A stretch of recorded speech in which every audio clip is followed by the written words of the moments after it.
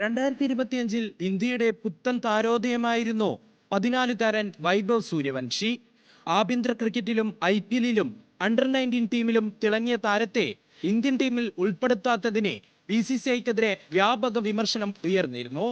എന്നാൽ ഇതിനൊക്കെ ഈ വർഷം അറുതി വരുമെന്നാണ് ആരാധകർ പ്രതീക്ഷിക്കുന്നത്. വൈഭവിന്റെ പ്രായമായിരുന്നു ദേശീയ ടീമിൽ അരങ്ങേറാൻ സാങ്കേതിക തടസ്സമായി ഉണ്ടായിരുന്നത്.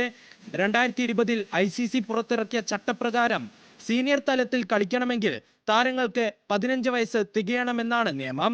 അല്ലെങ്കിൽ ICCയുടെ പ്രത്യേക ഇളവ് ലഭിക്കേണ്ടതുണ്ട്. എന്നാൽ ഈ വർഷം 15 വയസ്സ് തികയുന്ന വൈഭവിനെ അധികം വൈകാതെ ഇന്ത്യൻ ടീമിൽ കാണാനായേക്കും. മാർച്ച് 27-നാണ് വൈഭവിനെ 15 വയസ്സ് പൂർത്തിയാകുന്നത്.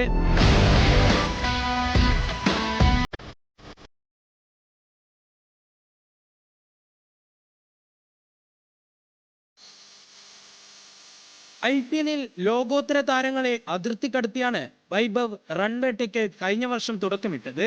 പരിക്കേറ്റ സഞ്ജു സാംസണിനെ പകരക്കാരനായി കളത്തിലെത്തിയ താരം ആദ്യ പന്ത് ഗ്യാലറിയിലേക്ക് എത്തിച്ചാണ് തുടങ്ങിയത്.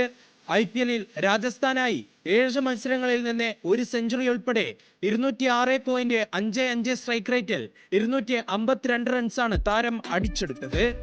അണ്ടർ-19 ഏഷ്യ കപ്പിലും ആഭ്യന്തര ക്രിക്കറ്റിലും ഫോം തുടരുകയാണ് കുട്ടിത്താരം. കളിച്ച എല്ലാ ടൂർണമെന്റിലും റെക്കോർഡും സ്വന്തം പേരിലാക്കിയാണ് വൈഭവം മടങ്ങുന്നത്. ക്രിക്കറ്റിലെ താരത്തിന്റെ അസാധാരണ നേട്ടങ്ങൾ പരിഗണിച്ച് കുട്ടികൾക്ക് രാജ്യം നൽകുന്ന പരമോന്നത ബാല പുരസ്കാരമായ പ്രധാനമന്ത്രി രാഷ്ട്രീയ ബാൽ പുരസ്കാരം നേടിയാണ് കൗമാരതാരം വൈഭവ് സൂര്യവംശി 2025 അവസാനിപ്പിച്ചത്. ഈ വർഷം ആദ്യം ദക്ഷിണാഫ്രിക്കയ്ക്കെതിരായ അണ്ടർ-19 ഏകദിന പരമ്പരയിൽ ക്യാപ്റ്റനായാണ് വൈഭവ് തുടങ്ങുക. പിന്നാലെ അണ്ടർ-19 2020 ലോകകപ്പും താരത്തിന് മുന്നിലുണ്ട്.